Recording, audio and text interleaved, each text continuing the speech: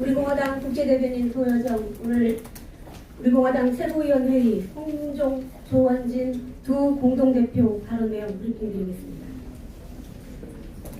홍문종 공동대표님 발언입니다. 친문들의 권력을 동원하는 선거 공작 게이트, 국정농단 게이트가 분명해지고 있다. 어제 1일 6.13 울산시장 선거를 앞두고 장어집 회동 의혹을 받았던 백원우 비선공작팀 행정관이 검찰 참고인 소환을 앞두고 갑자기 숨진 채 발견되었습니다. 의혹이 증폭되고 있습니다.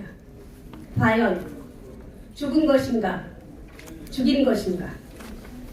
청와대 하명 수사의 단초가 될 수 있는 중요한 참고인이 검찰 소환을 바로 앞두고 사망한 것과 관련해서 실체를 낱낱이 규명해야 한다는 국민 여론이 커지고 있습니다.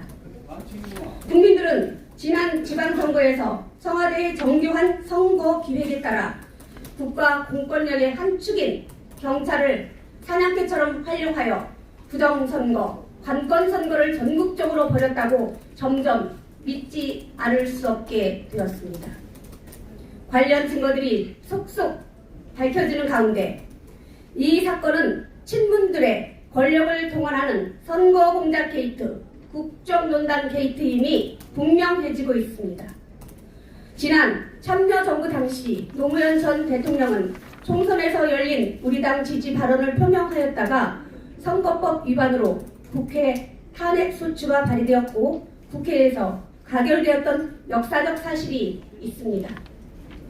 현재 우리공화당은 공수처법은 문재인 좌파 정권의 장기 집권을 위한 문재인 게스타포를 만들기 위한 좌파 독재적법으로 규정해서 국회 앞에서 가열찬 천막투쟁을 하고 있습니다. 만일 공수처법이 문재인 좌파 세력들의 의도대로 통과가 된다면 앞으로 이런 문재인 정권의 음흉한 정치 공작 사건은 결코 그 진실을 밝히기 어렵게 될 것입니다. 검찰은 이번 청와대 선거 공작 사건을 검찰 명운을 걸고 낱낱이 밝혀줄 것을 엄중하게 촉구합니다. 만일 검찰이 그 역사적 소명을 끝까지 완수하지 못하고 또다시 정치 검찰의 민낯을 드러낸다면 우리 공화당은 국회 국정조사 특검을 관철해서라도 국가 권력을 동원한 부정선거, 국기를 뒤흔드는 국기문란 사건에 대해 결사투쟁에 나갈 것을 밝힙니다. 지난 10월 28일 북한 김정은이 초대형 방사포 연말 시험 자격으로 도발한 다음날 문재인은 10월 29일 연차 휴가를 시작으로 3일간 휴식에 들어갔다고 합니다.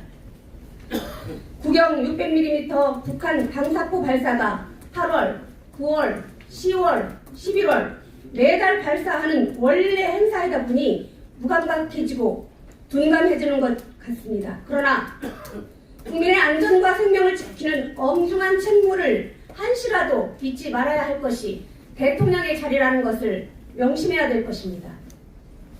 대한민국 국토를 한순간에 유린할 가공할 화력을 갖춘 북한의 초대형 방사포 발사의 방향이 남한으로 향하지 말라는 법이 어디 있겠습니까? 북한 김정은의 무력 도발 시위는 날이 갈수록 잦아지고 다양해지고 있습니다. 지금 한 아세안 정상회의를 개최로 외교 생색을 내고 나서 심신이 지쳤다고 3일간이나 휴가를 보낼 때가 아닌가 하는 생각이 듭니다.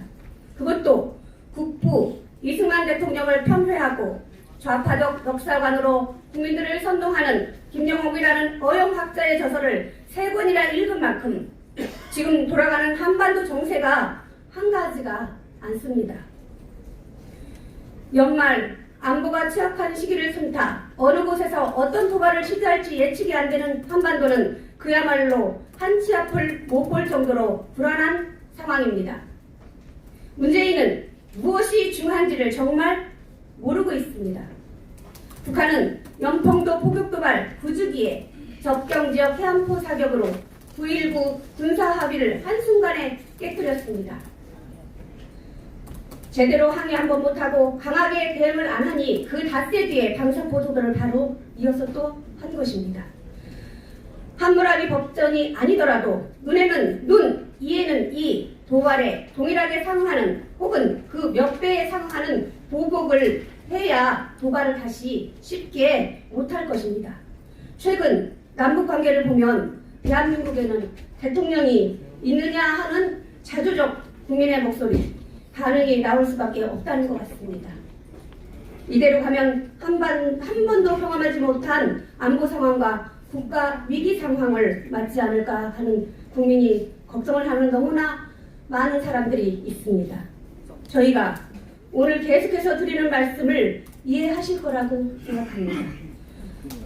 나경원 자유한국당 원내대표가 국회 연설을 하면서 문재인은 김정은의 수석 대변인이다 라는 발언으로 국회가 파행이 됐었습니다.